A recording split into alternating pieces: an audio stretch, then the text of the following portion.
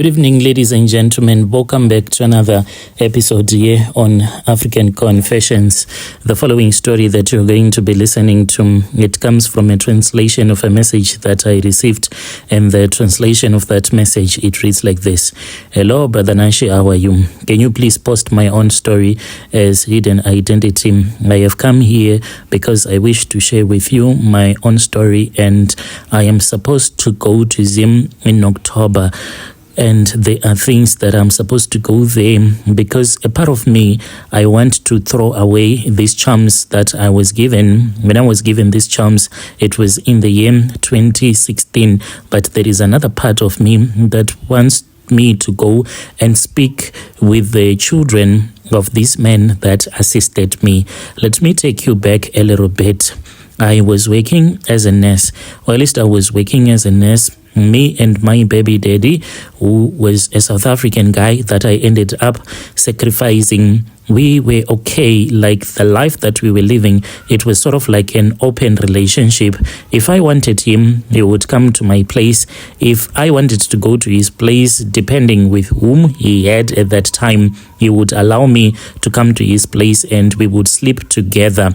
And there were times when I used to even have some threesomes with him because his girlfriend at that time was cool like that. She was sort of like, she had a lesbian vibe that she had and she did not mind. So he was the one who asked me, he said that he wanted to have that experience of having two women at the same time. So our relationship was like that. He respected me. If I would tell him that I have a boyfriend, I cannot be with him at that time, he would respect me. And if he would tell me that he does not want to be with me, if I wanted to go to his place, then I would also respect him. And we had sat down and we had said that since it did not work out because we were two different people, we loved each other, but he was never an outgoing person. He always wanted to be indoors, and I always wanted to be partying. Each and every Friday, I was supposed to be somewhere else, enjoying my life. Since I was working, I wanted to enjoy my life to the fullest. I would only return back home on a Sunday. So we tried to stay together. It was constant fighting because on Friday I would lie to him that I'm going to my mom's place, but later on when he would confront my mom, then my mom would tell him the truth that I only got to my mom's place, then I left saying that I'm going out with my friends, and I would switch off the phone if he would keep on calling me saying that we will see on Sunday when I return back home. I will tell you everything. So like I was born like that. I just love partying. You can call me a party animal. As for him, he always wanted to be indoors. He always wanted us to watch romantic comedies, not to do anything meaningful with our lives. So we broke up. He had his own place and I had my own place. He was a working professional, so I was also working as a nurse. And as time went on, I started to have many boyfriends. I had a lot of these South African boyfriends, and what I discovered was that apart from my baby daddy, most of them, when they date you and they know that you are working, they'll end up borrowing money from you over and over again, and for that money to come back to you, it sometimes won't come back because you will be dating each other. So then I spoke with my friend one day. She was married to a foreign guy. I was like, how is it like to date a man that is not a South African? And she told me all the disadvantages and the advantages, because the disadvantages in her own case, she had no in-laws and she wished that she had in-laws, but unfortunately her husband had came to South Africa as a refugee after there was a war that happened in DRC. So she was his only relative and the kids that they had. That was the disadvantage that she told me. And then the advantages were like, they always give you money because you are South African. They love you more than they love their own women. You will always be treated right. Of course, as human beings, you will fight, but the majority of the times you are always going to be treated nice. So I wanted to experience, and then that was when she hooked me up to this other guy that was from DRC. It was more like a blind date. Me and that guy, we then started dating. He was so handsome and he was so nice. He would always bring me lunch. The way that he was romantic, even when he suggested that he wanted to marry me, I told him that I was all in. He then came to me and he told me that he had a business proposal that he had, but the problem was that he had no finances at all. And when I looked at the business plan that he had, I saw that in the future, this business could make him to become a multimillionaire, and I wanted to be that woman that was going to say that it is I that brought this man to this level. We then sat down. At that time, he was now staying with me. When we sat down, I asked him what were his plans about me. He then said, if you think that I'm going to dump you, let us have a child together. You know, as people from DRC, we always respect the women that have given birth to us. And once we have a child together, I will never forget you, because I cannot turn away and walk away from my blood. My blood is my blood. I will always be there for my blood. So I agreed to have a child with him, and I agreed to take out a bank loan, which was around 300k that we took out.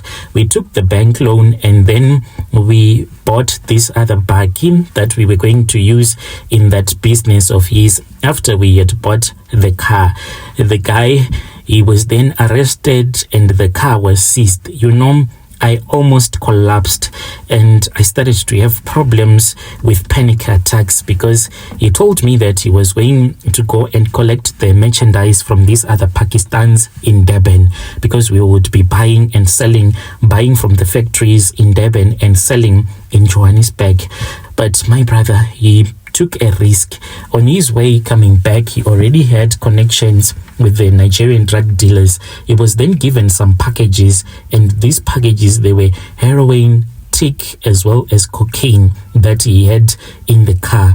Along the way, he was stopped just after the toll gate. That was when they arrested him. When he called me, when he was at the police station, because he said that he wanted to call his wife, and then I saw a call. It was in the middle of the night. Hey, how are you? Are you still driving, or you just want to take a break? Because he used to call me when you would have gone tired. He would be like, let us just talk so that I can continue with the journey for about an hour, and we'll be talking so that he won't sleep. So at that time, that was when he told me that no, he was not on the road. And I was like, where are you? Are you at the guest house or somewhere else? And then he told me that he was not at the guest house, but he was at the police station. I was like, at the police station, what are you doing there? I thought that maybe he had an accident. I then said, is the car okay? What happened to you? Are you okay? And then he told me that he did not have an accident. And I was like, so tell me what is wrong. He told me that just after the toll gate, that was when he was stopped by the police. He was supposed to stop in time, but he kept on driving. That was when they chased him until he stopped, and then they searched him and they saw that he had drugs. When he said that he had drugs, I dropped the call and I started crying. I started to think about the money that I had taken out in my name from the bank, and how much I was supposed to pay back, and how was I going to pay it back with the nurse's salary, because I thought that this business was going to become profitable enough, and we were going to pay that money in 1 or 2 months. That is the projection that he had gave to me. I cried so loudly. My mom, I told everyone what had happened to me. So I started to pay off the money that I was owing to the bank. 300k is not a joke, guys. Like, my phone was always on flight mode, because those debt collectors, they would call me and they don't give you rest from morning until evening, almost in the middle of the night. Once you remove flight mode, there is a call. Hello, how are you? Unjani Sisi, do you know that you are owing the bank, and can you make a payment arrangement? You will make a payment arrangement today. Tomorrow another one will call you. I started to have panic attacks. I was even suicidal. That was when I started to date a guy from Zim. I dated him specifically because I wanted assistance. When this guy proposed love to me, they had came to our hospital. They were busy renovating the ceiling. I then spoke with him when he asked for my phone numbers. And then I said, I want a guy that will give me girlfriend allowance. He then said, just that, with the way that you're beautiful, anything for you, my princess. We then spoke and he told me the money that he was going to give me. He said that he could give me about 6k each and every month. I then made a payment arrangement of 9k. From my salary, I will take 3k, and from his salary, I would also get 6k each and every month. So it was a little bit better. But as time went on, the guy then went to his country. Me and this guy, we used to go to this other traditional healer because in order for him to get contracts, he was supposed to be assisted by the Sangoma from his country. I went to the Sangoma and I spoke with him and I said, I am here today not with my man, but I am here for my own case. I just want help. I am deep in debt and I don't know what else to do. I might end up killing myself. The healer then said that he wanted to give me something, and he then gave me an egg. This egg that he gave to me, he told me that there was a snake that was going to be hatched out of that egg. So this egg, it had some things on it, like it was like a bed. When I was looking at it, I don't even know how to explain this to you, Brother Nashi. I then started to keep that egg in my wardrobe, and he told me that no one was ever supposed to open the wardrobe. I looked for a carpenter who came and he put a lock on one of the doors to my wardrobe, and that is how I used to keep it safe. After some time, it hatched and I saw a snake. He told me that I was supposed to wait until I was on my period, and when I was on my period, I was supposed to put some fingers into my private parts and they should come out with blood, and this snake will start to suck my thumb, licking all of the blood that will be on my thumb. I did as I had been instructed to do. When I was on my period, I went on the bed and I slept there, my legs wide open, and I pushed my fingers inside and the blood was on my fingers. I went to the wardrobe and I took that small plate in which the snake was. It even had its mouth wide open, and I then just put out my fingers and it started to lick all of the blood. The moment that I finished, I collapsed. When I woke up, that was when I saw that I was sleeping on the bed and there was a man that had just slept with me. I saw that they were all over my body, the sperms all over my tummy as well as my neck.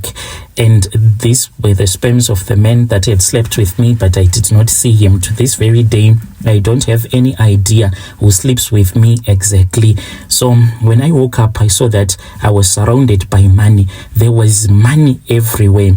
And I counted the money. I told the healer. He then said that I should use the money. I then started to deposit the money into the account of the debt collectors until I paid 300k. So this traditional healer, he got sick and he passed away and he went to his country. Ever since he went back to his country, then the snake, it started to lose control. It told me that it wanted the blood of someone who was close to me. So I was supposed to sacrifice my mother. I begged and I pleaded with the snake, and the snake then said it is okay. You can sacrifice your baby daddy because you are linked to him by blood, because you had a child together. The two people that have had a child together, they are linked by the blood that flows in their child's body. So then it gave me the permission to sacrifice my baby daddy. He died after I had bought a birthday gift for him. He had a terrible accident with the car that I had bought for him on his birthday. And after he had died, I was taken in a vision to the place where he had an accident, and I saw him. He was screaming in pain, and I collected the blood. By the time that he died, he saw that it was I that had sacrificed him. He was even crying, and he was like, what have I done wrong? So much that you can do so much evil to me. And he passed away. So when I returned back to my apartment, this was even before people had known that he was dead, I saw that there was a clay pot that was on top of my bed. I took it and I was told by the snake to go into the tub and to bath myself with the blood. I did so until I went to my baby daddy's funeral. I was not bathing and I had blood all over my body. The day when I went to the funeral, I only washed my legs, my hands, and I wore a dress which reached all the way to my hands so that people won't see. I did not wash off the blood. I was thinking just that I was using a lot of cologne. This I did so as to dilute the smell of the blood. After the funeral, that was when I returned back home. The moment that I stepped into my bedroom, I collapsed, and when I woke up, I was naked on the bed. That same man had came and he had slept with me. Fast forward to this very day, I'm still living in that condition. I live a very expensive, a very good life, but what I want is to return this snake to its original owners. I have already spoken with the children of that traditional healer since he passed away. They told me that I can return back, but they have given me a new deal because they say that they have too many tokoloshis at their homestead that was left behind by their father. We can have a deal whereby I'll keep on using this tokoloshi. I really do not know if you can give me advice on that. When you post my story, please tell me. I'll be following through in the comments section. Dear listeners, right there was a message that was sent to me by one of our dear sister. Strange things indeed they do happen in this world. Hey,